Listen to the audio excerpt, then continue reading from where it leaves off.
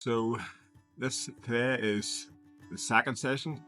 This is third session technically of the music project. So I've decided to photograph musicians, local Northern Ireland musicians, and hopefully at the end of the whole thing print a book. That's the plan. But today we're shooting with Megan, who's a singer in Belfast. We're going to be using lots of different setups. At the start, I will do it behind the scenes and talk through some of the setups, like a voiceover. I'm not going to talk while I'm shooting, but I will shoot behind the scenes so you're capturing everything that's going on, and I will voice over afterwards what actually is happening, why I'm changing things, why I'm changing lights, why I'm doing certain things in the video. The one thing you will notice for any advice, best advice to give: camera settings. Set your camera up to take away all ambient in this room. From that point, in studio work, the only thing you should really be changing is your light.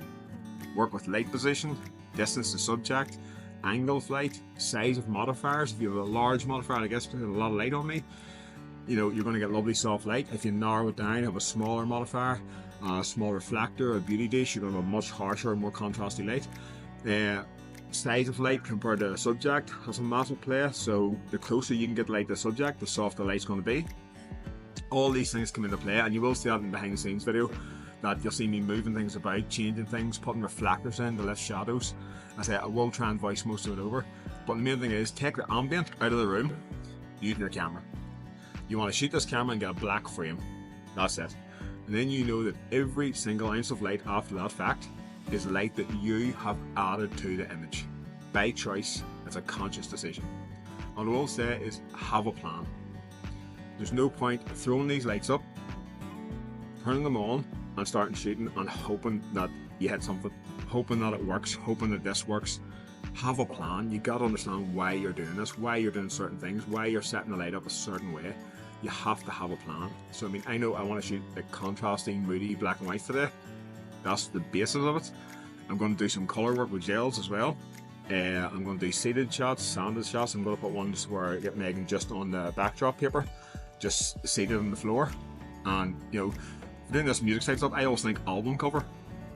And that's the sort of thing I'm thinking of when I'm shooting these. So hopefully I will post some of the images through the video as well, obviously. And I will also post the images that I took that the light wasn't right in, or that I thought needed to move, and I'll show you why I needed to move it. Because that's how you learn. We're not here to turn things on and just boom, get this perfect shot. You have to build the shot. You always have to build the shot. From the first light you set up, to possibly adding a second light, to possibly adding a third light. But you don't just throw them up for no good reason. You have to understand why you're doing a certain thing. So I will talk through that today. The basis of today is just get shots from me, shots from Megan, and it's just a trade process. Hopefully we'll get loads of good stuff. Again, I do concentrate massively on black and white, and when I'm in studio, you'll also notice I shoot in black and white on camera because I can see how the light's falling off better. I can do colour images in post, no problem, but I shoot in black and white in studio because I like to see exactly what's happening. So yeah, let's go and do this, and I'll shoot some behind the scenes and let you see what's going on. Let's go. So from this point in the video, I will just talk through my setup on what I'm doing. The key light is set up to Megan's right. Sometimes use a light meter, sometimes don't bother, just depends how I feel. Take a quick test shot, and you'll see from the first image here, beautiful image, but I would like a little more light on Megan's right hand side. You also notice that the shadow area is very dark. That's also something I prefer to lift. So there's two things you can do here. You can adjust the flash power, or you can simply bring the light closer. Closer the light, the more power you're going to get. You're also going to get a softer light because you're creating a larger light source. So you can see here I angle the light slightly around towards Megan. That'll make the fall off on the shadow side a little better. And then I'm also going to bring in a reflector. The reflector sadly is going to block Megan from camera view at the minute, but it's where it needs to be. So you see here, set the reflector up, that'll literally bounce the light from the main light source back into the shadow side, hopefully resulting in a better image. But you can be the judge of that.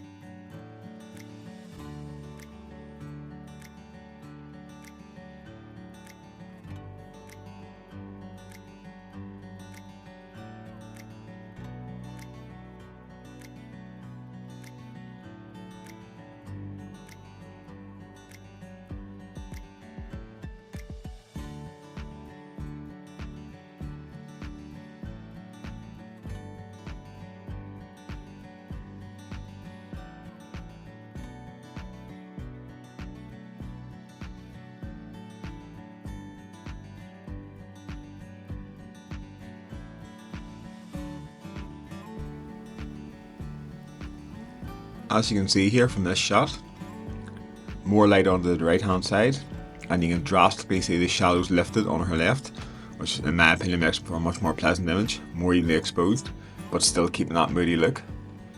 See again, wee micro adjustments like this, moving the light slightly, feathering the light more across her face is going to give a softer look. Changing the reflector, bringing the reflector closer, it's going to give more fill, less fill. These are literally things you just play about with. But what you will notice is I'm not changing the actual light settings. I'm not changing the camera settings ever.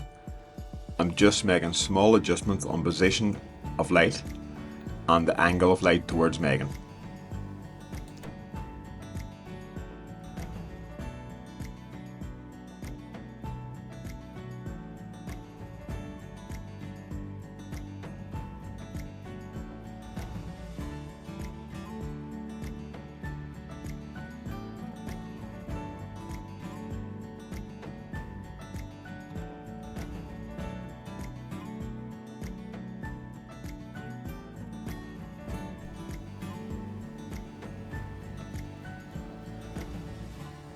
And in a situation like this, you can see there's a beautiful shot. When you get the light right, just continue shooting. Move your body, move yourself around, shoot different angles. Remember, whether you move close in or further back, the light's not going to change. Again, you can see me there showing the model, showing the client the image. Don't be afraid to show them the back of the camera. If you're getting it right, most people are going to be very impressed. They're also not used to seeing themselves in this environment. So it's completely new to them, especially a musician, I guess. This isn't, she's not a model. She's a singer, fantastic singer, and she's not used to seeing pictures like this. So to get images like this is fantastic. And you can see when we're moving close here, moving in for a close-up shot. Remember, the light stays the same. Whether I stand back 10 feet away or stand 3 feet from her, the light is going to remain the same. So get as many shots as you can with every setup. You're going to give yourself a much higher variation at the end of the shoot.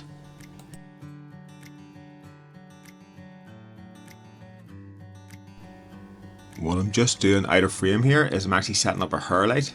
So it's the flash stand at the right hand side of the screen.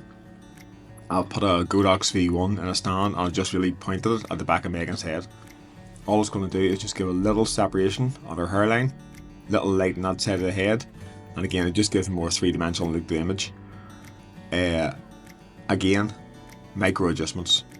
You see here going to do a little move again, moving the angle exactly. You want it just at the back of her head, just more like a rim light around the side of her head. Once you get it right, you just keep shooting. That's what this is all about, just keep working. You see there the hair light, where her hair is in her hand. Beautiful light on her, the rest of her, beautiful hair light separated from the background. And again, just shoot. When I am shooting like this, my camera is always in black and white. So I can see the image, I can see where the light's falling, I can see exactly how things are shaping up.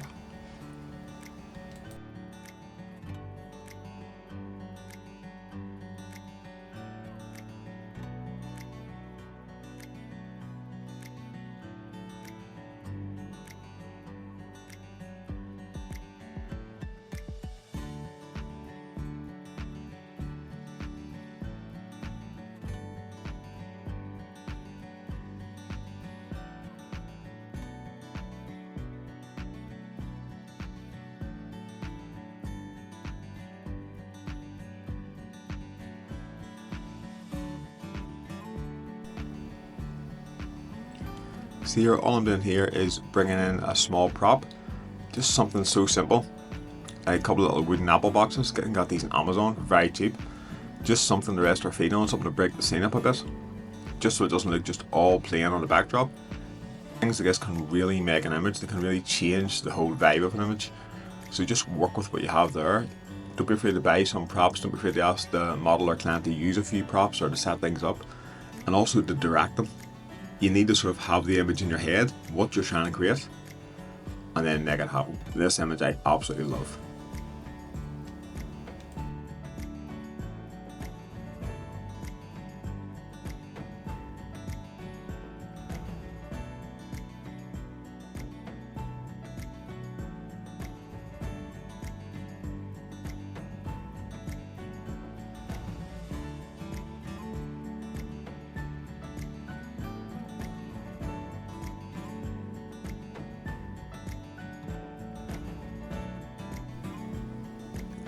What I'm doing now is I'm changing the setup slightly. I'm bringing in a slightly smaller modifier. I have it mounted here on a C-stand and boom arm and on a Godox 8600 battery powered strobe. So we're going to give a sort of slightly more contrasty look, a little bit of a harsher light, bringing it more overhead, looking more like a beauty light. And then I'm going to set the reflector down basically in front of the apple boxes to kick some of that light back up into Megan's face. Obviously I'll do a few test shots and then adjust the light from there, but you'll see me sometimes working with the camera, I'm not changing camera settings. The trigger for the lights is on the camera and those are the settings I'm changing. I set my camera up at the very start of the session to get a completely black frame, so I'm taking care of all ambient in the room. From that place, my camera settings do not change again. I don't touch them through the whole session, the only thing I change is light. So as I said, we're just going to take Megan's jacket off here, get a bit of a different look. Don't be afraid to ask your model or client as well to bring different outfits. You want to provide them with as many looks as possible.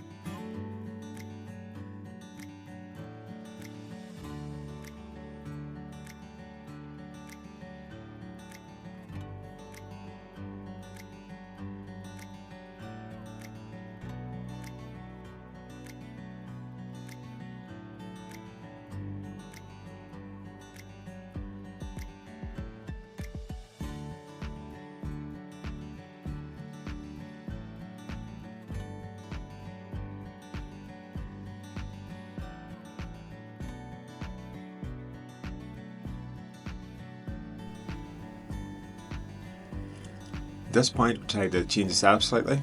I'm actually going to make the white background a different colour. So you can see here, I am simply putting in, I believe it's an 8200 in behind her. I am setting a red gel, which is basically coloured plastic, over the light. Pose the model again, get things perfect.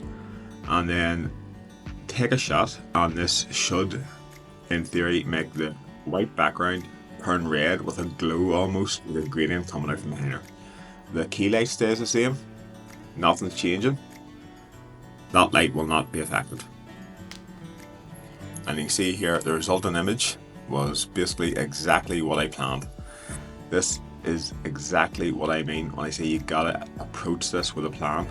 There's no point just setting lights up and hoping for the best. That's not going to work. Well, you might get very lucky, but it doesn't normally work. So again here, I've decided we're going to put the key light on a different side, again to give her different looks, because if you light people from different sides of the face, the images do look different. This image is absolutely stunning, straight to the bat. The one thing you can't see there is the hairlight missing. And just that little kick around the side of the head, that little kick of light makes a massive difference to the image. It really does change how the image looks, as you'll see here in the next shot, just by adding in that one hairlight. You'll also notice I didn't change the power of the hairlight because I'm moving at the same distance as it was on the other side, so it should still be the same. Distance doesn't change, the light won't change. So it's, if you're moving the light but you're keeping it the same distance from the subject, you have no real need to change the power, as you'll see in this image.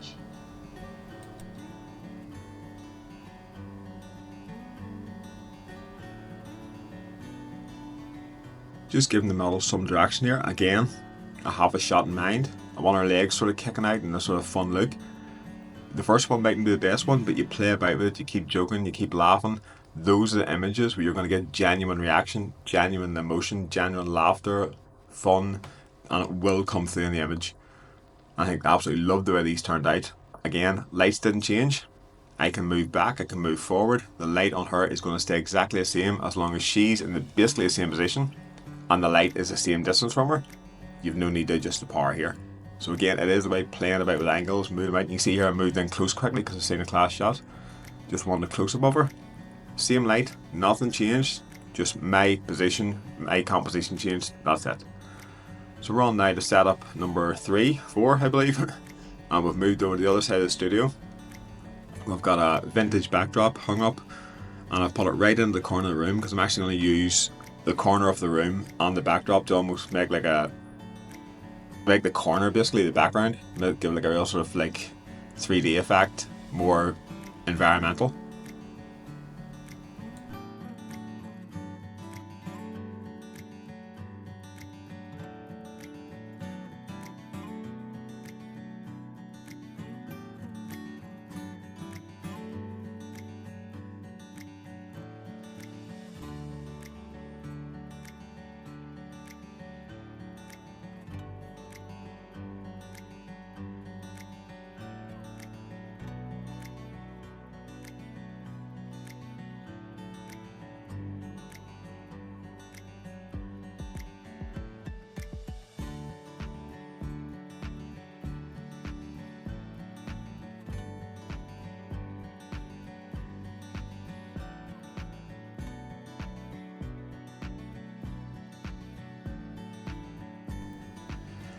So getting as many shots as possible with one setup. You can see here we've got the 8600 as the key light, and just to the right of the screen is a SK400 mains powered strobe, and we're just using that for a little bit of fill as the background in the corner is very dark. We're changing setup now, we're going to do some standing shots, and what I've decided to do here is I'm actually going to use a beauty dish, which is going to give a very, very dramatic fall off.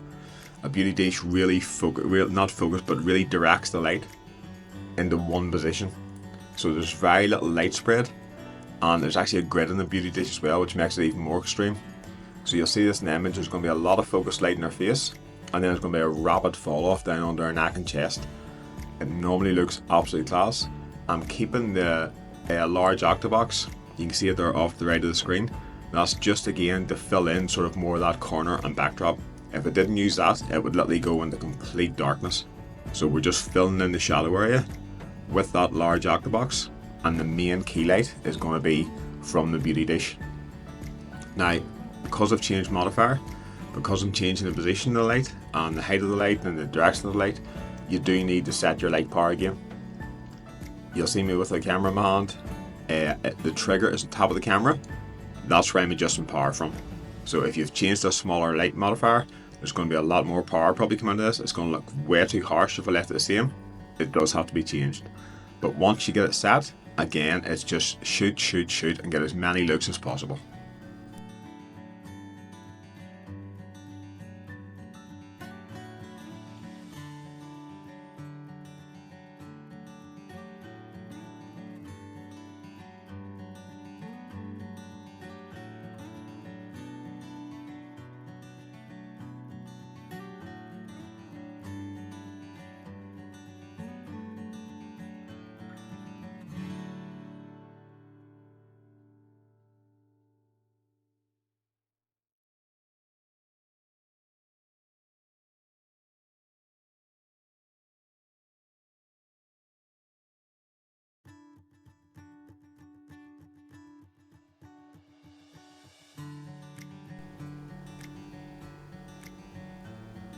So just giving Megan slight direction here. Again, you gotta know what shot you want. You have to have an idea of what image you want to create. That's how you know what light has to hit, what pose you want, what background we want. You have to have all this planned out. This image is absolutely stunning, and Megan loved these images. The best thing you can do with a beauty dish is get it close, get it higher up, and make sure it's directly on the person's face. If it's too high, you're going to get a hot spot on top of their head, and you don't want that. So again, from here, we're just working, getting as many shots as possible, getting different looks, getting different poses, slightly micro adjustments. All these things really, really matter, and they will result in better images. Again, we've got the fill light still going. It's filling in just slightly in the background and corner. Without it, it would be completely pitch black behind her, and we want a wee bit of depth in it. We want to see something in that back, in the rear of that image. So again, just shooting as many shots as we can.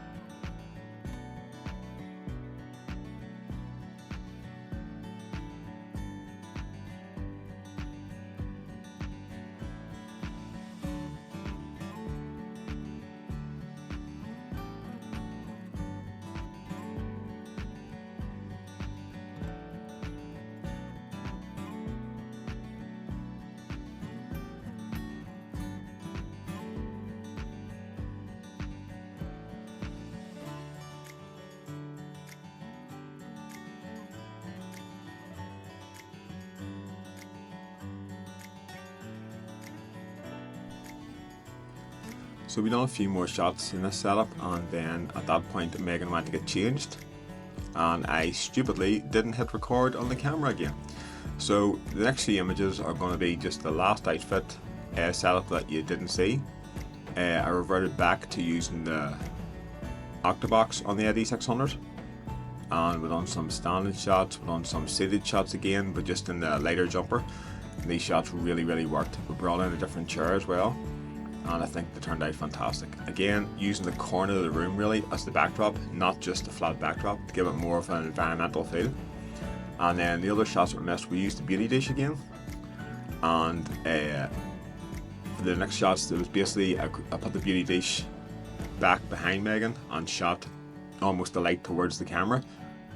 This created somewhat of a silhouette type feel, but enough light in her face that you could tell it was her obviously, and the microphone stuff was lit, so it was a real moody, what I would say album cover shot, and they turned out absolutely fantastic. And that was the last shots of the day. So I hope you've enjoyed the video. Any questions at all, write in the comments. Happy to answer anything, and like and subscribe.